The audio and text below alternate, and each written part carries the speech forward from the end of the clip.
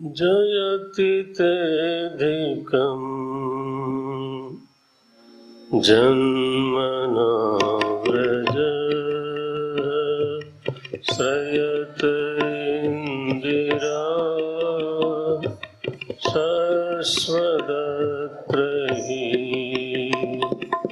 दयितदृश्यताम् दिक्षुतावका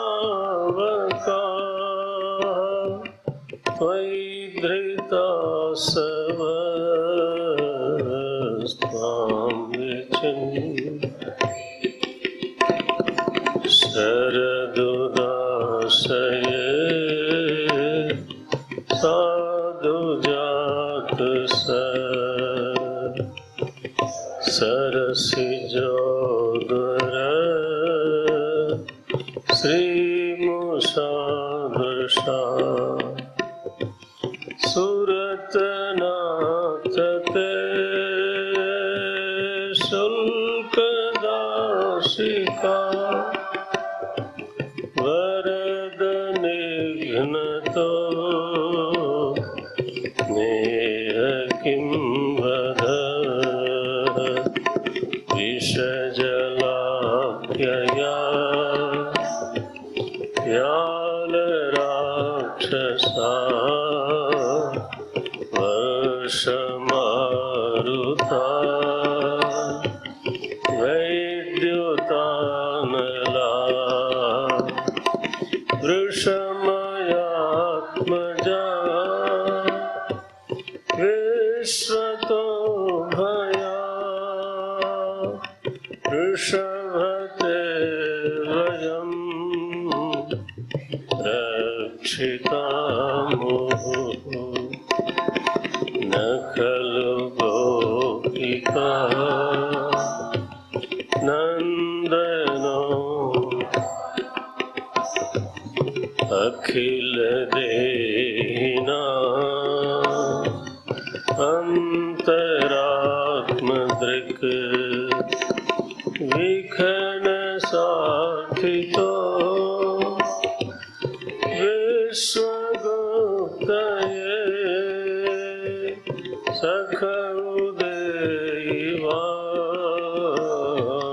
सात्वताम् विरचिता हयम् वृष्णिधूयते चरण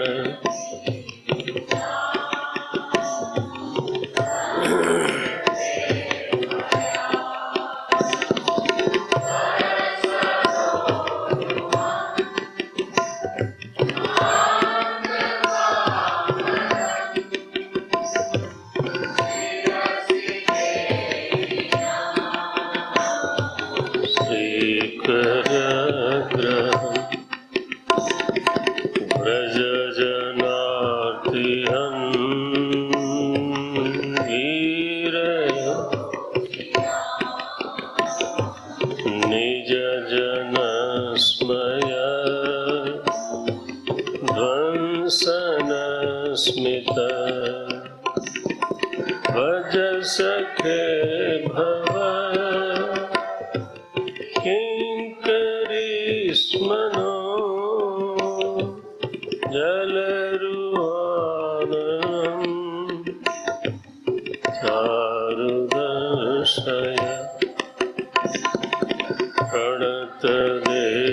प्रणतदेहिनाम्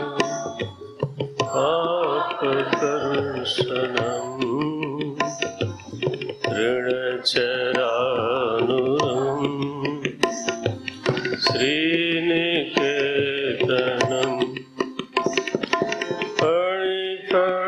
परिकणार्पितम् ते पदाम्बुजम् कृणुकुचेषु नः इन्दिरेच्छयम्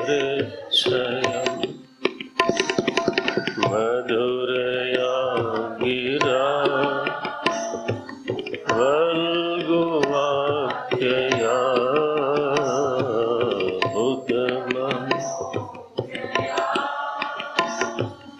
पुष्करे क्षण विधि करीरिमा वीरमुयति अधर से धुना न तव कथामृत तत् जीवनम् तव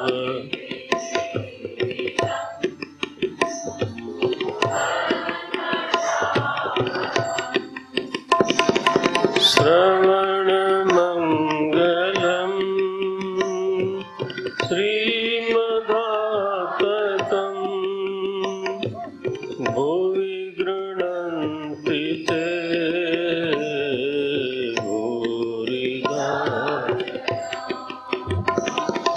प्रहसितं प्रिय प्रेम वीक्षणम्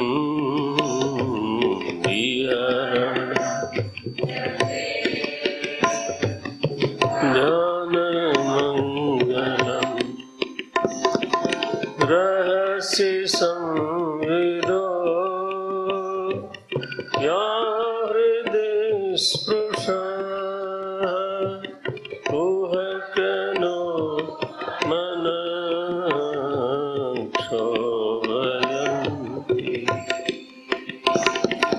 चलसि यद्व्रजा चारयन् पशून् नलिन नाथ ते पदम् शिलतृणाङ्कुरैः सीदतीति न कलिलतां मनः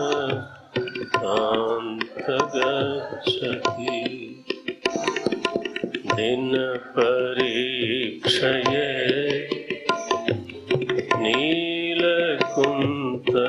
नीलकुन्तलैः वनरुवा विव्रतावृतं जनरजस्वलम् दर्शयन् मुहुः मनसि न स्मरन् वीरयच्छसि प्रणतकामदम् पद्मजाचितम् धरणिमण्डनम् ध्येयमापदि चरणपङ्कजम् शन्तमञ्चते रमणनहस्तने स्वल्पयादिहम् सुरतवर्धनम् शोकनाशनम् स्वरित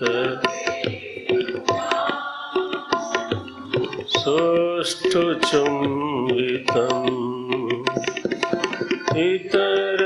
इतररागवे स्मरण नृणाम् वितरवीरन धरामृतम् अटति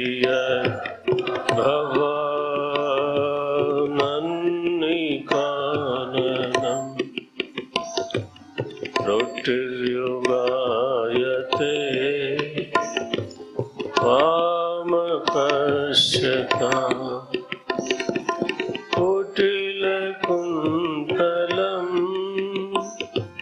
श्रीमुखं च ते जडमुदीक्षता सदृशान् प्रतिसुतान्वय भ्रातृबान्धवान् अतिविलङ्घ्यते अन्त्यच्चागता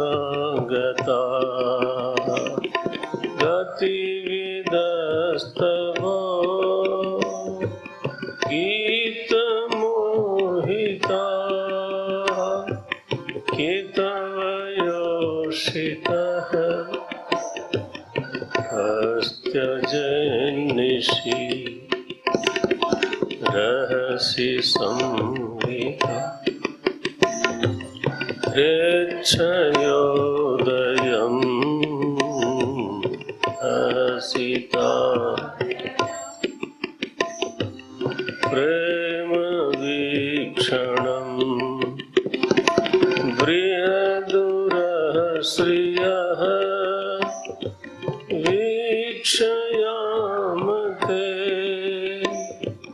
मुहुरते स्पृहा मुह्यते मनः प्रजवनौकसा व्यक्तिरङ्गते ऋजिन त्र्यनम् विश्वमङ्गलम् त्यजमनाकच नस्त्वस्पृहात्मना स्वजनरद्रुजा यन्निषूदनम् यत्ते सुजातचरणाम्बुरुहंस्तनेषु भीताशनै प्रियदधिमहि कर्कशेषु भीताशनै प्रियदधिमहि कर्कशेषु तेनाटवीमटसि तत् व्यथते न किं स्वेत् कूर्पादिभिर्भ्रमति धीः भवधायुषाम् नः इति गोप्यः प्रगायन्त्यः प्रलपन्त्यश्च चित्रधा रुरुदुः सुस्वरं राजन् कृष्णदर्शनलालसाः तासामाविर्भूच्छौरिः स्मयमानमुखाम्बुजः पीताम्बरधरस्रग्वी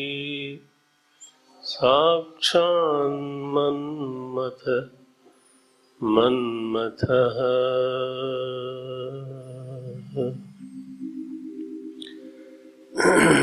कृष्ण दर्शन लालसाः समर्पिताः भगवत् शरणागताः भक्ताः गोप्यः ऊचुः। गोपियां भगवान श्री कृष्ण की दर्शन की लालसा से तो बोलती हैं गोप्यः ऊचुः।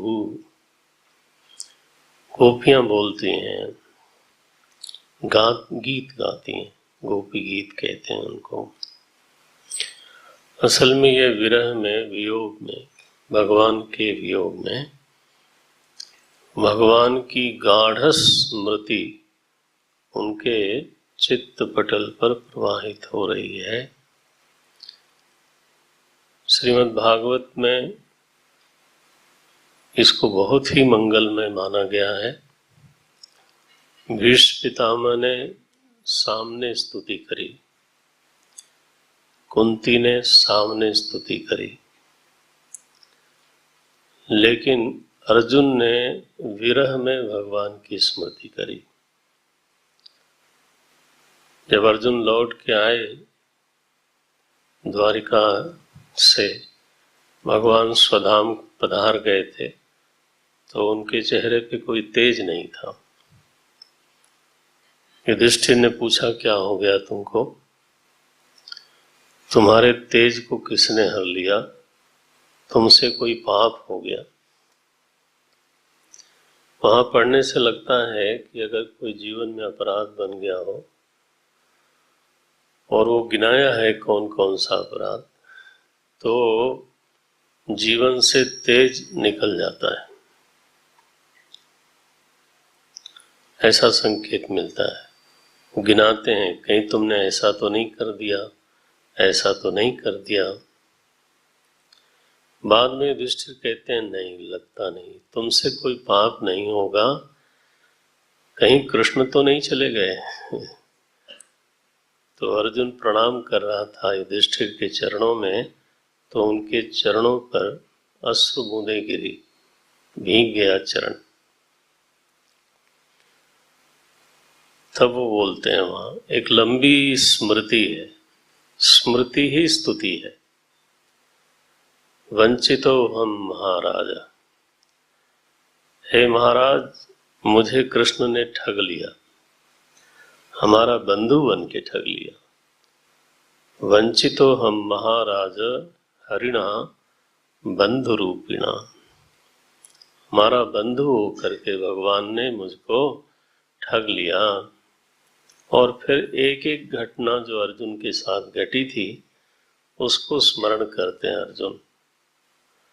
उनके हृदय देश में ये नदी बहती है, स्मृति की धारा बहती है, उसमें विरह भी है, संयोग की स्मृति भी है,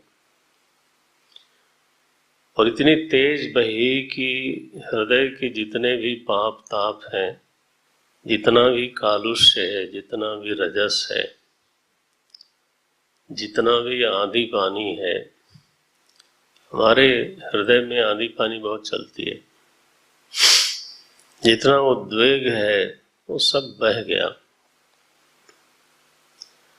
फल समझते हैं क्या हुआ? अर्जुन के हृदय में इस स्मृति प्रवाह के कारण, अर्जुन के हृदय में जो सुना हुआ गीता जी का ज्ञान है उसका उदय हुआ। माने ये कि महाभारत के समय में भगवान ने जब उपदेश किया तो अर्जुन ये जरूर बोलते हैं, नष्टो मोह स्मृतिर्लब्धा करिष्ये वचनम तव, बोलते तो हैं, लेकिन भागवत जी ने कहा कि फिर अर्जुन को बीच में युद्ध का प्रसंग आने से तो वह जो बोध है ना, ज्ञान, वो प्रतिबंधित हो गया। इसीलिए अभिमन्यु का विरह भी बहुत होता है, क्रोध भी बहुत होता है, यानी वो सब चीजें होती हैं। वो तो जब भगवान का विरह हुआ ना, तीव्र विरह हुआ, तो वहां पे फिर गीता जी का ज्ञान प्रकट हुआ उनके हृदय में। तो ऐसा प्रतीत होता है कि खूब अच्छा श्रवण हुआ हो। अर्जुन कोई मामूली व्यक्ति नहीं है, बहुत उत्तम अधिकारी है, बहुत विरक्त है। राज्यम सुराणाम अपि चाधिपत्यम बोलता है, शरणागत है, शिष्यस्ते हम साधिमाम त्वाम प्रपन्नम, शरणागत है, विरक्त है, जिज्ञासु है, अत्यंत एकाग्र है। मैंने आप सोचे कि युद्ध भूमि में 18 अध्याय गीता सुनी उसने, एक बार भी सेनाओं की ओर उसका ध्यान नहीं गया। कितनी बड़ी बात है। युद्ध सिर पे है, सेनयोर उभयोर मध्य रथम स्थापय, दोनों सेनाओं के मध्य में खड़ा है, लड़ने के लिए खड़ा है। लेकिन 18 अध्याय तक एक बार भी उसका ध्यान, उसकी दृष्टि सेना की तरफ नहीं गई। इतनी एकाग्रता का स्वामी है, उत्तम से उत्तम अधिकारी है। और सुनाने वाला कौन है? स्वयं परमात्मा श्री कृष्ण। इसके बावजूद प्रतिबंध आता है। ये हमको डरने के लिए नहीं कहा जा रहा है, लेकिन ये जानने के लिए कहा जा रहा है कि ये थोड़ा धीरज रखने वाली बात है। साधना में समय लगता है, उसमें अधिकार की बहुत जरूरत है। वही अर्जुन श्रवण के पश्चात जब उसको विरह हुआ और उस विरह की धारा में सारा रजस बह गया,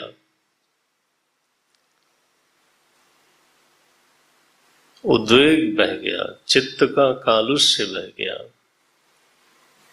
निर्मल चित्त जैसे ही हुआ तो भगवता गीतम, भगवान का गाया हुआ जो गीत है, जिसको हम लोग भगवत गीता बोलते हैं, उसका उसके हृदय में सनई ही धीरे धीरे उदय हुआ। और उस बोध से अर्जुन का लिंग शरीर भंग हुआ, ऐसा वहां लिखा है भागवत में। उसका सूक्ष्म शरीर, आप जानते हैं स्थूल शरीर तो पता नहीं कितनी बार भंग हो गया, कितनी बार आया गया। उसके भंग होने से कोई मुक्ति नहीं होती। भंग तो होना है तो जीवत्व का भंग होना है। तो वहां स्पष्ट लिखा कि तब उसका सूक्ष्म शरीर भंग हो गया। दूसरा एक विरह गीत गाया है उद्धव जी ने, वो भी भगवान के वियोग में ही गाते हैं। भागवत के परिप्रेक्ष्य में हम इसको समझने का प्रयास कर रहे हैं। उद्धव जी जब भगवान स्वधाम को चले गए और तब बहुत विरहाकुल हुए, अंत में वो श्री वृंदावन धाम पधारे और वहां जब विदुर जी से मिले तो फिर वो स्मरण करते हैं। उनके संयोग में जब जब भगवान कृष्ण आए, जो जो उन्होंने लीला की, जो जो बातें बताई, जिस तरह से वो बैठते थे, जिस तरह से वो भोजन करते थे, एक एक बात की याद करते हैं उद्धव जी। हृदय अत्यंत पवित्र हो गया और फिर वो बद्री धाम में गए। भगवान की आज्ञा थी, मुक्त तो हो ही गए थे। उनको भी भगवान ने ही उपदेश किया। भगवान के 2 ही शिष्य थे, ज्यादा नहीं थे। गीता उन्होंने सुनाई अर्जुन को और भागवत सुनाई उन्होंने उद्धव जी को। 2 ही शिष्य हुए। और ये थोड़ा अपराध हो जाएगा। तीसरी भी शिष्या थी, वो गोपियां थी। आपको भागवत का स्वाध्याय है तो पता होगा कि मेले में जब समंत पंचक तीर्थ में भगवान गए तो वहां नंद बाबा भी आए थे, यशोदा माता भी आई थी, गोपियां भी आई थी। वहां भगवान ने गोपियों को उपदेश किया, वहां गुरु भाव से, वहां प्रेमी होके नहीं, नायक होके नहीं, रक्षक होके नहीं, वहां पे भगवान गुरु रूप से उपस्थित हुए और उन्होंने गोपियों को ज्ञान दिया। और आपकी अगर जिज्ञासा हो जाए तो बहुत अच्छी बात है। तो वहां भी ये प्रसंग है कि गोपियों का लिंग शरीर भंग हो गया। हाँ। गोपियों को मुक्ति हो गई। अभी लिंग शरीर का आप लोग वर्णन अभी नहीं आया है। सूक्ष्म शरीर का भंग होना ही मुक्ति है। आप पढ़ना उसको धीरे धीरे। नारायण। तो ये विरह गीत आप समझिए, जब तेज जल बहता है ना तो कंकड़ पत्थर बहा ले जाता है। तो आज जो विरह हो रहा है वो गोपियों को विरह हो रहा है और वो उनकी स्मृति करती हैं। उस स्मृति में भगवान के साथ जो उन्होंने संबंध जोड़ा है नायिका भाव से, वो भी स्मृति है। साथ के साथ में निरंतर उनकी भगवत्ता की स्मृति है। ये दोनों महात्म्य और उनका अपना संबंध, प्रेम संबंध, दोनों का मधुर मिश्रण करके फिर स्मृति करती हैं। ये गोपी गीत है। तो याद करती हैं कब क्या हुआ, कैसे हुआ। हम लोगों ने कल एक श्लोक पढ़ा था, उसी में थोड़ा सा और याद करते हुए आगे बढ़ते हैं। एक तो गोपियों ने कहा ताव कहा, तो कुछ लोगों के पास तो ग्रंथ आ गया है। जिन लोगों के पास केवल जेरॉक्स है वो भी देख सकते हैं। ताव कहा, हम आपकी हैं। एक शब्द है प्रथम श्लोक में ही और फिर आगे तक ये शब्द चलता रहेगा। वो है भगवान से बोलती हैं तव ते जयति ते, ते माने तुम। भगवान को ते बोलती हैं। ते का मतलब है कि गोपियों को ऐसी अनुभूति होती है कि भगवान यहीं कहीं है, दूर नहीं है। तुम किसको बोलते हो आप? सामने जो हो। अगर बहुत दूर हो तो हम बोलते हैं उनकी कृपा है।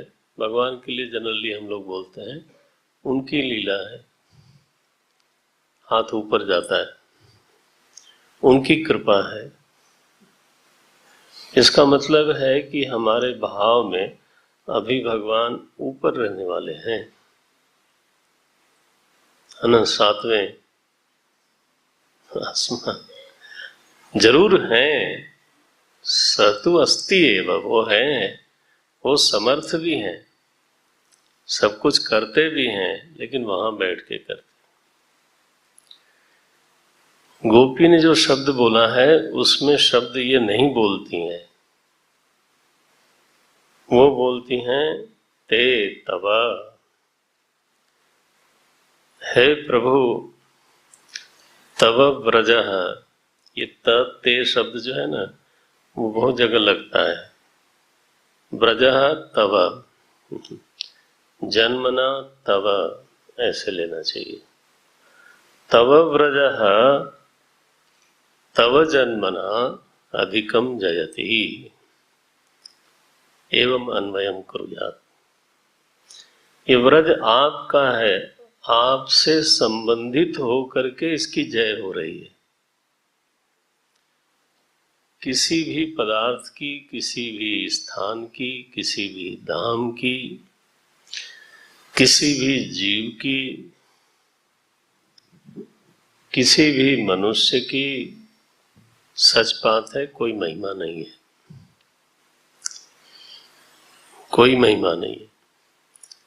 दुष्ट रावण की भी अपनी महिमा नहीं है। हनुमान जी बोलते हैं जाके बल लबले सते जितेहु चराचर झारी। ये तो ये जन्मनी जन्मांतरे वहां, जहां कहीं आपको किंचित महिमा दिखाई देती है वो तो उनसे जुड़ जाने के कारण है। और जो जितना ही उनसे जुड़ा हुआ है उसके व्यक्तित्व में, उसके बुद्धि में, उसके हृदय में प्रभु की महिमा बढ़ती है। जुड़ना चाहिए।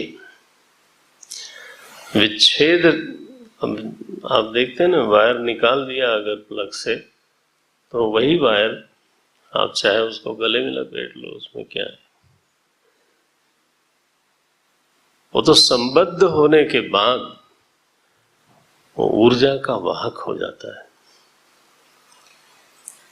ये जो जीव है ना, जब प्रभु से संबद्ध हो जाता है तो फिर तो चमक बढ़ती है। राम कीन्ह आपन जबहि थे, केवट बोलता है महाराज रामचरितमानस में। केवट बोलता है, जब अयोध्या वाले पूछते हैं आपका बड़ा सौभाग्य है, आपकी बहुत महिमा है, केवट बोलता है जब से राम जी ने अपना लिया तब से सारी सृष्टि का मैं गहना बन गया हूं, सब लोग पहनना चाहते हैं। राम कीन्ह आपन जबहि ते, भयों भुवन भूषण तबहि ते। इसलिए साधकों, विच्छिन्न मत बनो। विभक्त रहने में कोई शोभा नहीं है, भक्त होकर रह जाए, है ना। चित्त को उनसे जोड़ के रखना चाहिए। बोले हमें तो विरह होगा कैसे, संयोग ही नहीं हुआ तो वियोग कहां से होगा।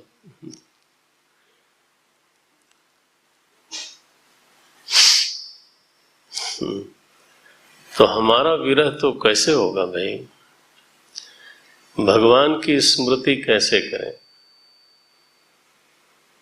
चाहे विरह की स्मृति करें या उनकी स्मृति करें, तो स्मृति तो पूर्वानुभूत की होती है। पहले किसी चीज का अनुभव हुआ हो, फिर बाद में जब वो चीज परोक्ष हो जाती है तो उसकी स्मृति होती है। स्मृति में दो बातें, पूर्वानुभूत हो और परोक्ष हो। इस समय मेरी आप स्मृति नहीं कर सकते, इस समय आपको मेरा ज्ञान हो रहा है, आप देख रहे हो, प्रत्यक्ष है। तो परोक्ष नहीं है तो स्मृति नहीं हो सकती। अच्छा, मैं उस चीज की स्मृति नहीं कर सकता जिसका कभी अनुभव ही नहीं हुआ, अब भगवान की स्मृति कैसे करें।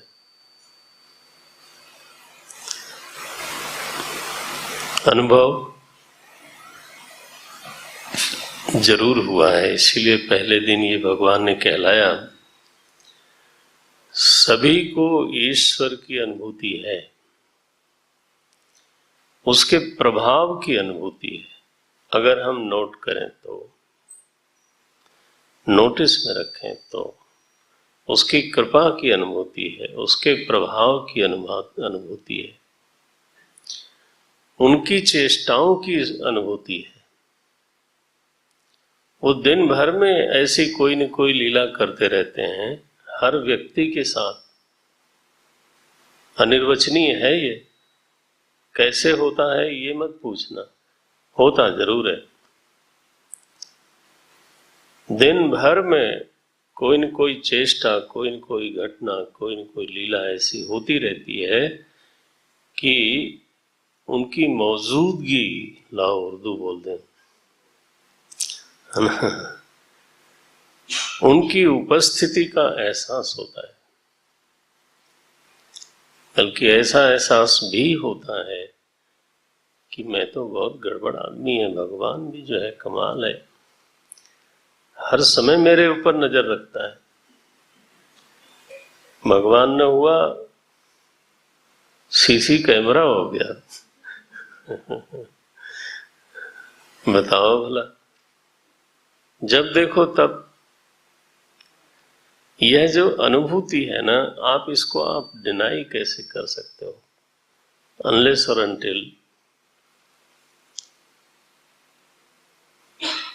अनलेस और अनटिल किसी ने मूर्खता में पीएचडी कर रखी हो, साधारण मूर्खता से नहीं काम चलेगा। बहुत बहिर्मुखता हो, बहुत विषयासक्ति हो, भगवान की ओर देखने की फुर्सत ही ना हो, ऐसी कोई स्थिति हो तो हम नहीं कह सकते।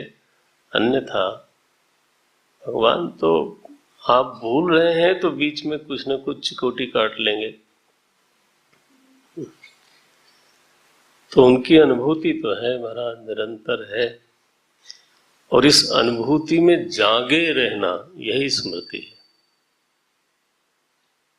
द्वैत में जब तक उनका अपरोक्ष नहीं हुआ है तब तक स्मृति का स्वरूप क्या है,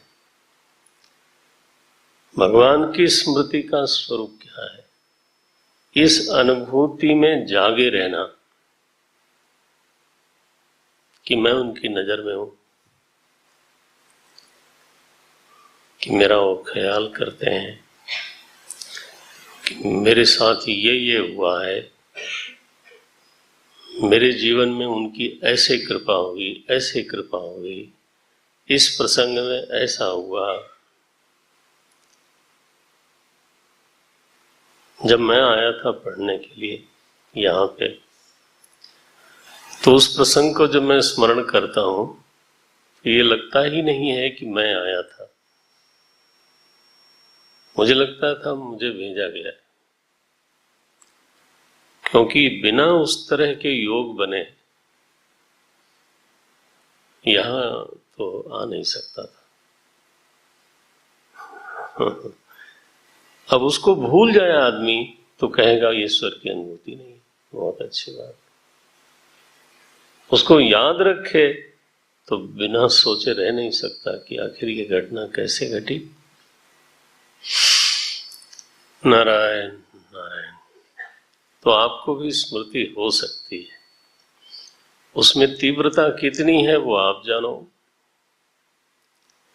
मंद प्रवाह है, मध्यम प्रवाह है, या तीव्र प्रवाह है। गोपियों के हृदय में तीव्र प्रवाह है और इस अनुभूति में जीती हैं। तावकाः त्वयि धृता सवः। क्या बढ़िया वाक्य है। ये जो मेरे प्राण चलते हैं वो प्रभु आपके लिए चलते हैं, आप ही हमारी गति हो, आपकी अपरोक्षानुभूति के लिए चलते हैं, आप में रममाण होने के लिए चलते हैं। त्वयि धृता सवः। त्वदर्थम, त्वयि माने चतुर्थी लेना चाहिए। त्वदर्थम एव असवधृताः अस्माभिः। हम लोगों ने जो प्राण धारण किया है केवल आपके लिए किया है। तावकाः, हम आपकी हैं। हे दैत, कल आप लोगों ने पढ़ाई है। तो ये प्रथम श्लोक में ये जरा तावकाः पर बल कम गया था। त्वयि धृता सवः, ये शब्द पे ज्यादा बल देना चाहिए, और इस पर भी बल देना चाहिए कि तव ब्रजः। ये ब्रज अपने आप में धन्य है। वैसे ब्रजवासी लोग ऐसे ही बोलते हैं। जब हम ब्रजवासी लोगों को सुनते हैं तो वो यही कहते हैं, वो ऐसा अन्वय करते हैं। व्रजः जन्मना जयति। जब से व्रज प्रकट हुआ है तब से उसकी विजय हो रही है। लेकिन ते जन्मना, फिर से जन्मना लेके आते, ते जन्मना अधिकम जयति। बस इतना हुआ है कि जब से आपने जन्म लिया है तब से इसकी विजय बढ़ गई है, ऐसे बोलते हैं। भाव है, इसमें हमें कोई आपत्ति नहीं है, लेकिन यथार्थ तो यही है। चित्रकूट भगवान के चरण स्पर्श जब हो गए तो धाम हो गया। अयोध्या भगवान के चरण स्पर्श हो गया तो धाम हो गई। पंचवटी धाम हो गई। धाम तो तब बनता है ना जब किसी स्थान को भगवत स्पर्श प्राप्त हो गया हो। तो तव ब्रजः, जब आपने कहा ये ब्रज मेरा है, जिसको आप मेरा कह देते हो, फिर उसकी विजय होने लगती है। इसमें संबंध की महिमा का ख्यापन है। तो हम भी आपकी हैं, तावका त्वयि धृता स्वः। फिर हम भटक रहे हैं, ढूंढ रहे हैं, त्वाम विचिन्वते, आपके बारे में सोचते हैं। ऐसा लगता है जैसे कोई, आप चाहे तो रसिक की तरह व्याख्या करो, हम तो उसका भी आनंद ले सकते हैं भगवान की कृपा से। लेकिन मुझे ऐसा लगता है कोई जिज्ञासु बोल रहा है कि हम आपके हो चुके हैं और आपकी खोज में चिंता करते हैं। विचिन्वते का अर्थ कोई लोगों ने भटक रहे हैं ऐसा लिखा है। त्वाम विचिन्वते, हे सुरतनाथ। दूसरा श्लोक, शरदुदाशये साधु जात सत सरसिजोदुर श्री मृषादृशा। आप अपना देखना श्लोक, यही तरीका है पढ़ने का असल में तो परंपरा में, है ना। सुरतनाथ ते शुल्क दाशिका वरद निघ्नतो नेह किम वधः। गोपियां कहती हैं, हे सुरतनाथ, हे वरद, दो संबोधन किया। हे वरद अभीष्ट प्रद, आप सब कुछ देने वाले हो। और सुरतनाथ का अर्थ होता है भोगपते। भोगपते का मतलब है असल में जो रमण देने वाले हैं वो तो आप ही। विषय रमण असल में रमण होता ही नहीं है। जो असली रति जीव को प्राप्त होती है, असली तृप्ति प्राप्त होती, बाकी सब भोग है। आप भोगपति हो। क्या शब्द दिया है? सुरतनाथ। विषय का भोग भोग है, बाहर का भोग भोग है। आप तो भोग नहीं हो और भोग हो। आप भोगपति हो। आखिर भोगने से क्या मिलता है? रति मिलती है, तृप्ति मिलती है। जब आप में रति होने लगती है तो बाकी रतियां छूट जाती हैं। जो मोहि राम लागते नीके, तो षडरस रस नवरस अनरस हो ही जाते सब फीके। ये है। अरे महाराज, बैल भी अगर हरा चारा उसके सामने हो तो वो भूसा थोड़ा खाता है।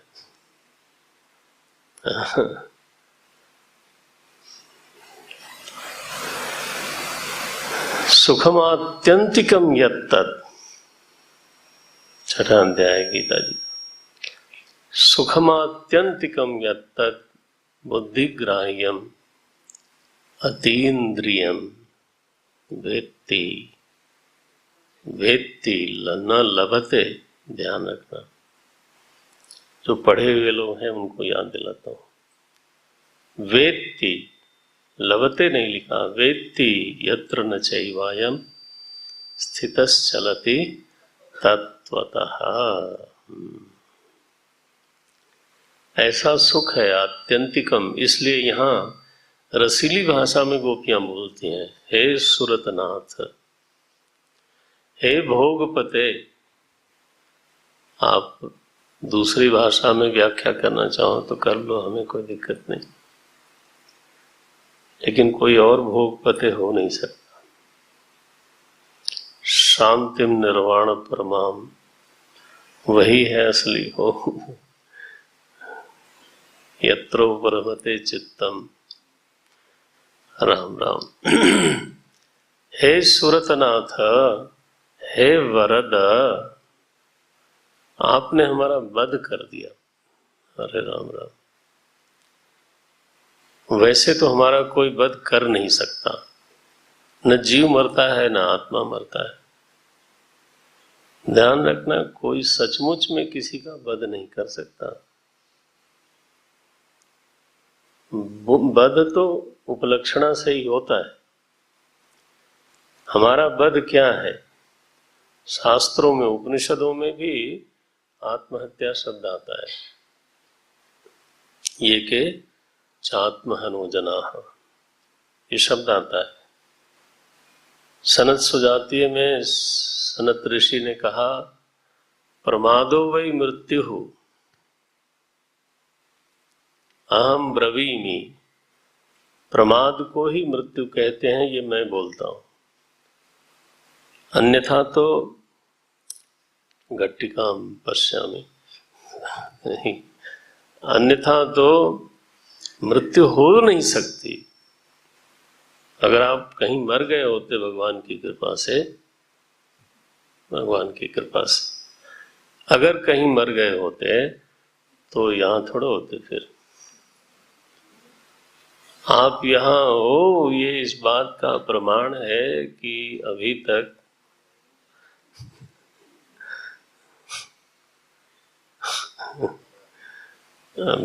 मरे नहीं। नारायण। तो बदह किम, बद किसको बोलते हैं? विरह को ही बद कहते हैं, वियोग को ही बद कहते हैं। अपने आनंद का आस्वाद करा लेने के बाद आपने जो विरह दिया है प्रभु, उस विरह से मानो आपने हमारा वध कर दिया। यह बदह ना, क्या ये वध नहीं है? शस्त्रेण एव बधः भवति। तो मैंने कैसे वध किया? बोले दृशा, दृशा वधः, आपने अपनी आंख से हमारा वध किया। आपने उस मधुर नेत्रों से जो हमारी ओर देखा, लोग बोलते हैं नेत्रों से घायल कर दिया। नेत्र से कोई घायल नहीं कर सकता। अब हम लोग वेदांत के विद्यार्थी हैं, वो जा नहीं सकता, हमारे जीवन से नहीं जा सकता। बड़ी कृपा है मालिक की। नेत्र में जीव बैठता है, ऐसा वेदांत में कहा गया। जागृत अवस्था में नेत्रों में, उसमें भी दक्षिण नेत्र कहा गया है, आप नेत्र मान लो। नेत्र में जीव बैठता है, तो जीव अपने आप को अभिव्यक्त करता है किससे? नेत्रों से। इसके थोड़ी व्याख्या करनी पड़ेगी। मान लो मुझे आपने देखा, मैं जा रहा था कहीं, आपने पीछे से मुझे देखा, तो आपने मुझे जरूर देखा, लेकिन आपसे मेरा मिलन नहीं हुआ। लेकिन मानो आपने मुझे देखा और मैंने आपको देख लिया, आंख मिल गई, फिर आपने आंख चुरा लिया, इधर उधर देखने लगे, मानो ऐसा दिखाने लगे जैसे मैंने आपको नहीं देखा है। लेकिन आप जानते हैं, दोनों व्यक्ति जानते हैं कि हम मिल चुके हैं।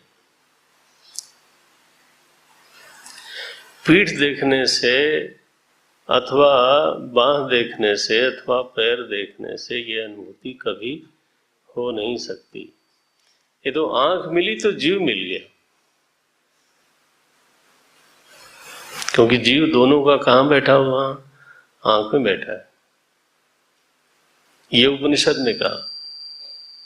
इसलिए लोग बोलते हैं आई कांटेक्ट। आई कांटेक्ट क्या होता है? जीव कांटेक्ट।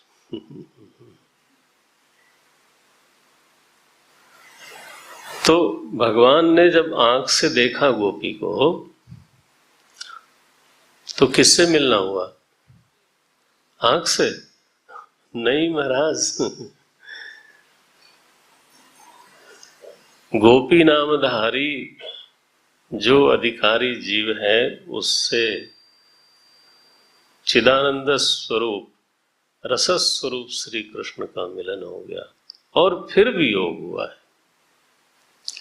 सो यह दृशावध, आपने देखना, अन्वय देखना।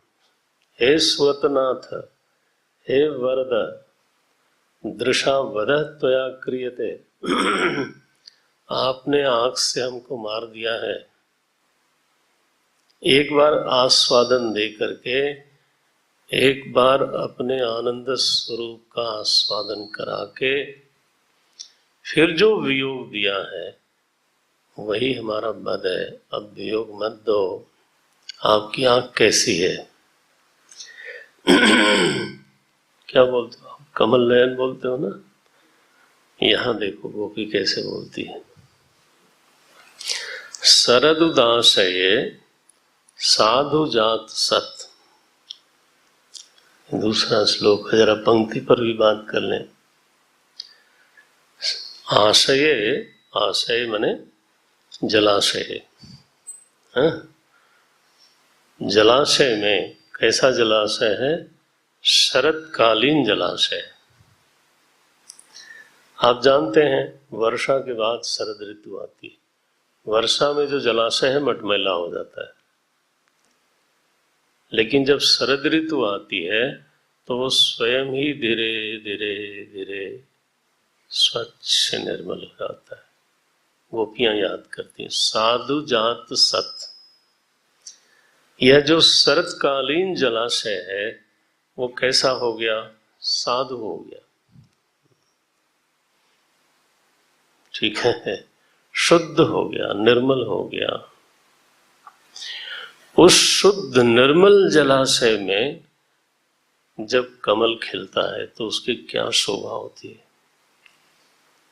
मटमैले जलाशय में कमल खिले तो उसकी शोभा नहीं होगी, उतनी नहीं होगी। हाँ, ये शब्दों पे ध्यान देने वाली बात। शरदुदाशये साधु जात सत। बिल्कुल निर्मल निर्मल जलाशय हो गया हो, फिर उसमें सरसिज, सरसिज माने कमल, कमल खिला, पूरा खिला।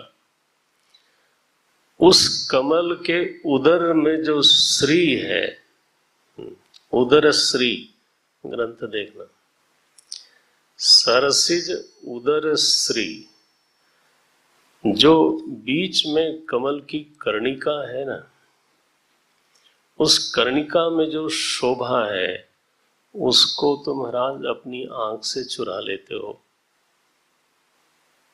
मुषा दृशा, मुषा मने मुष्णाती, चोर। गोपियां क्या बोल रही हैं भगवान को?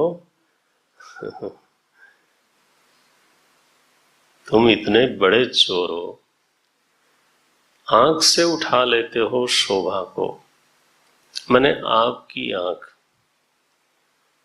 उस निर्मल जलाशय में खिले हुए कमल की कर्णिका की शोभा से सुंदर है। ये मतलब ये है। कहना तो इतना ही है, लेकिन ये तो गद्य हो जाएगा ना, फिर ये काव्य नहीं रहेगा। काव्य तो तभी होगा जब ऐसे कहा जाए। हाँ, शरदुदाशये साधु जात सत, सरसिजो दुरस श्रीमुषा दृशा। आंखों से आपने उसकी शोभा चुरा ली, उसकी शोभा को मात दे दिया। कमल नयन आपको कहते हैं, वो सही नहीं कहते। अभिप्राय है जो आपको कमल नयन कहा जाता है वो सही नहीं है, वो पूरा नहीं है, वो बहुत कम है, ये कहना है। उसी आंख से आपने हमारा वध किया है।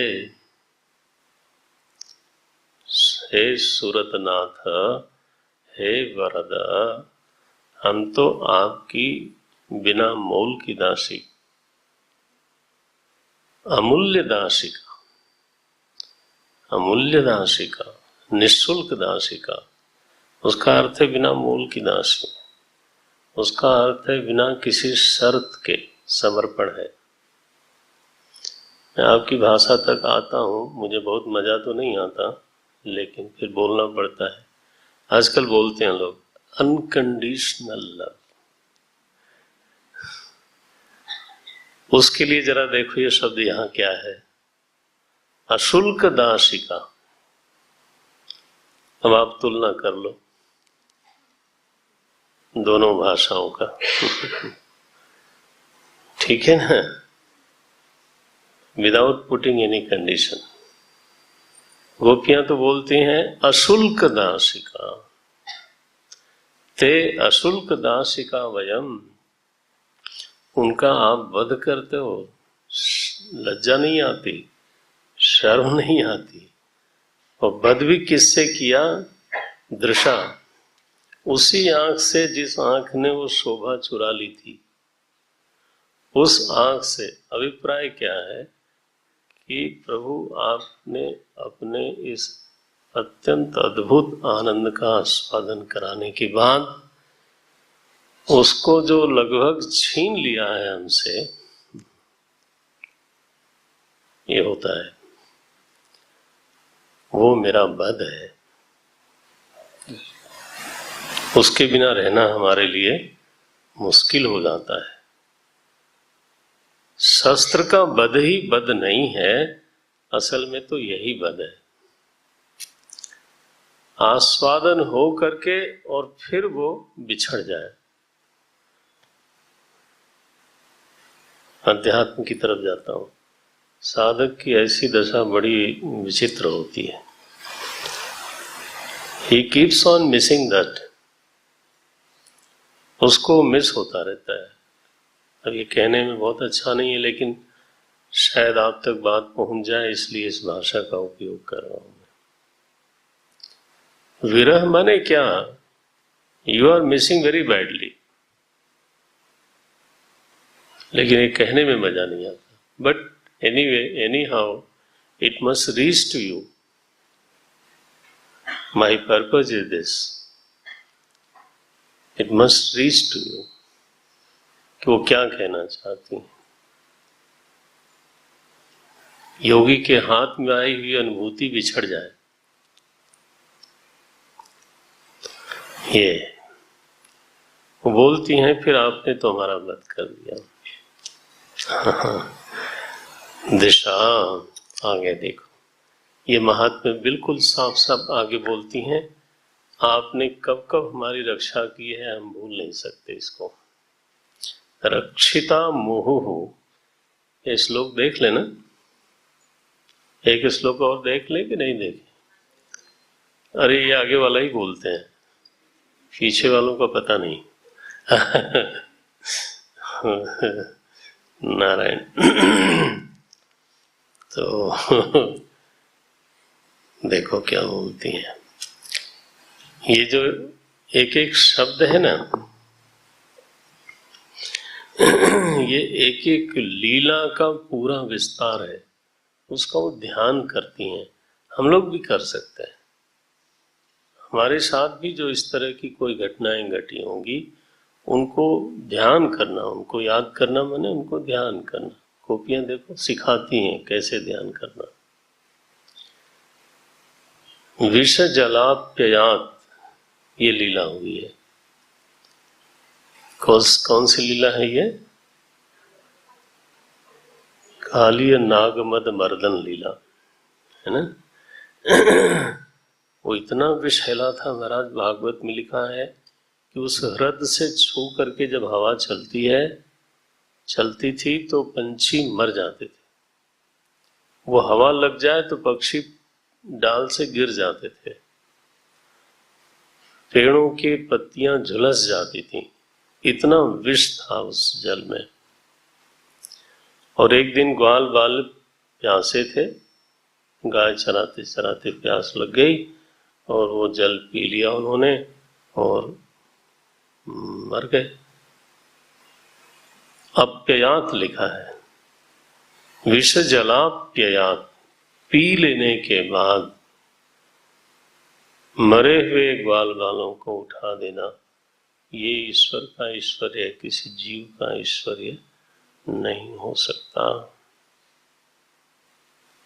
विष जलाप्ययात, पहली घटना वही याद करती हैं।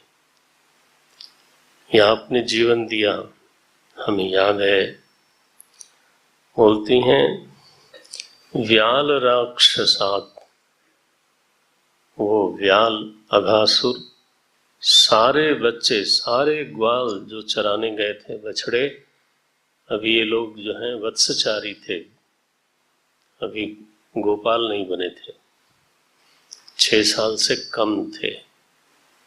हाँ, उस समय बछड़े चराते चराते ये लोग चले गए और वहां देखा कि अरे इतना बड़ा, ये तो सांप जैसा है। वो सांप ही था, लेकिन उनको लगता है इतना बड़ा सांप तो हो सकता है। देखो देखो, ये कैसी अद्भुत गुहा है, ये तो सांप जैसी है, इसका मुंह ऐसे खुला है जैसे गेरू का पहाड़ हो, लाल लाल मुंह दिखता था। आओ आओ इसमें जरा चला जाए। अब भगवान देख रहे हैं कि ये कहाँ जा रहे हैं हमारे मित्र लोग, और वो महाराज जीभ बाहर निकाले हुए था बिल्कुल, तो चढ़ते हुए चले गए अंदर।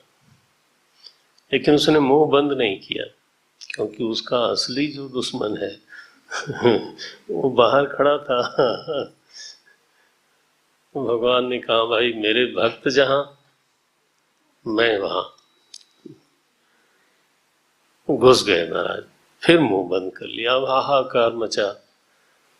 भगवान ने कहा ये तो बहुत पुरानी लीला है हमारी, वामन की लीला है, देखने में छोटे लगते हैं, जरूरत पड़ने पर तो इतना बढ़ाया महाराज फट गया वो। तो व्याल, वो लीला पूरी याद होती है। ये एक शब्द है, हमारा चित्त उस लीला में जाना चाहिए।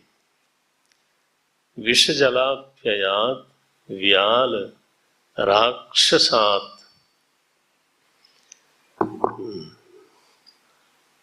वर्ष मारुतात। अब ये कौन सी लीला है? गोवर्धन धारण करने की लीला है। जब गोवर्धन पूजा के लिए भगवान ने प्रेरित किया, इंद्र को अभिमान हो गया। महाराज किसी किसी की सेवा करते हैं तो अपना हक समझने लगता है, वो उसको लगता है कि इनको सेवा करनी ही चाहिए।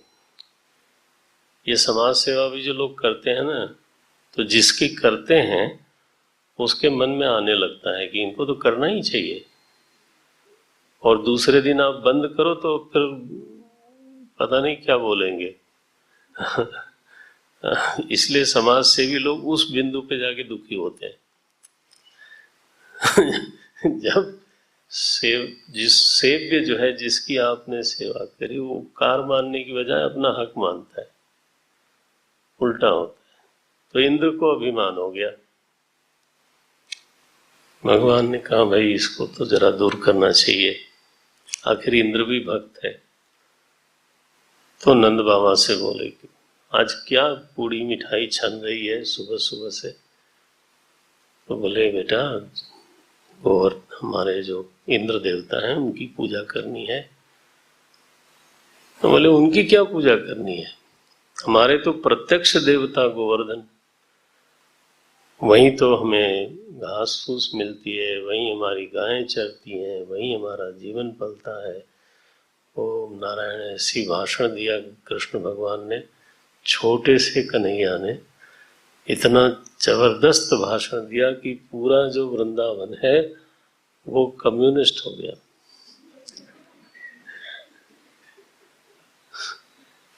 लेकिन वो जैनुम गए नहीं, फिर नहीं गए। हाँ, अगर आप पढ़ोगे, पाठ करोगे गोवर्धन लीला के पहले, तो उन्होंने इंद्र का, देवताओं का बिल्कुल निषेध कर दिया। इनकी कोई जरूरत नहीं, हमारा देवता प्रत्यक्ष है, यहां से मुझे फल फूल अन्न सब मिलता है, हमारी गौओं को मिलता है, इसलिए उसी की अगर पूजा करनी ही है तो उसी की करें। और पूरे वृंदावन को महाराज ले गया और स्वयं जा करके गोवर्धन में आविष्ट हुए मालिक साहब, और आवाज आई, शैलोहम। ये तो लीला अभी सुनाना है तुमको ना। शैलोहम, भगवान आविष्ट होकर के बोलते हैं। ब्रजवासियों ने कहा, अरे यार कि इंद्र ने कभी बोला नहीं, ये देखो प्रत्यक्ष देवता हमारा, हम भूले बैठे थे, ये तो खुद ही बोल रहा है, शैलोहम। अब जब भोग धरने लगे लोग तो शुरू हुआ महाराज, थाली की थाली सफा चल। एक दिन तो चल सकता है, हाँ, अगर भगवान सच में करने लग जाएं तो लोग भोग लगाना फिर थोड़ा मुश्किल हो जाएगा। लेकिन जब वो बहुत आश्चर्य हुआ, ब्रजवासियों को बहुत अच्छा लगा, भगवान खाना खाते हैं, इंद्र ने कभी खाया नहीं। और इस पूरी घटना के बाद इंद्र को जब गुस्सा आया महाराज, 7 दिन मूसलाधार बारिश हुई, तो ये लिखा जहां वृष, वर्षा हुई, वर्ष, इतनी घोर वर्षा हुई, तो बोले अपने देवता से रक्षा करते। तो गिरिराज धरण की जय। तब गोवर्धन धारण, ये लीला हुई पूरी महाराज। कस्य बालक हरुदति।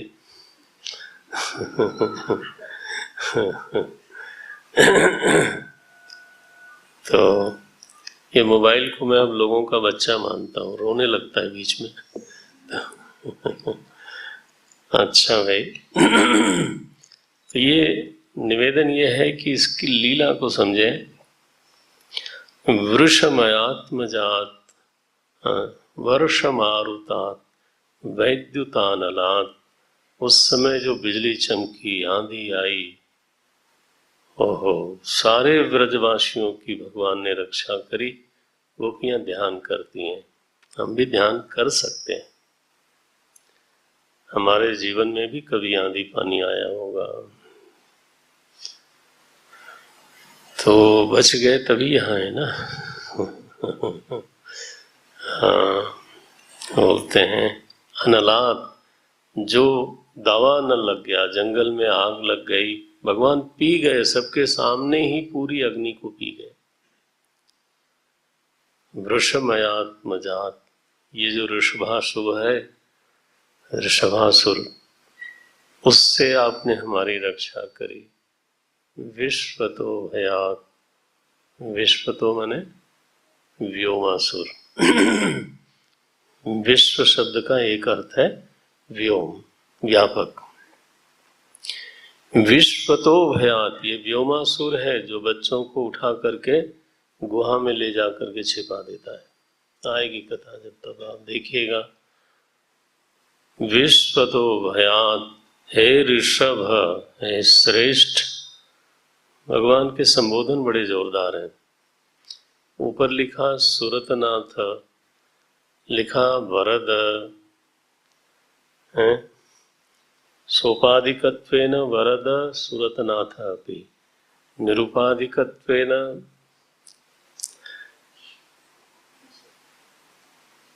है, निरुपाधिकत्वेन अपि वरद सुरतनाथ। उससे बड़ा कोई वर नहीं हो सकता, है ना। अच्छा, ऐसा संबोधन है, बढ़िया संबोधन है। अब यहां बोलती हैं, हे ऋषभ, हे श्रेष्ठ, रक्षिता मुहुः वयम, हमारी बार बार रक्षा हुई है हमें याद है, हम उसको याद करते हैं। अब वही रक्षा, वही स्वभाव आपका कहाँ चला गया? इस समय हम व्यथित हैं, दुखी हैं, इस समय भी हमें रक्षा मिलनी चाहिए। यहाँ मैं पूरा कर देता हूँ। मैं सोच के आया था 5 श्लोक बोलूँगा, ऐसा बोला सोचा था, तो अब 2 ही बोला है, 3 उधार रहा और कल का 5, तो 8। देखते हैं जितना होता है, इसमें क्या है।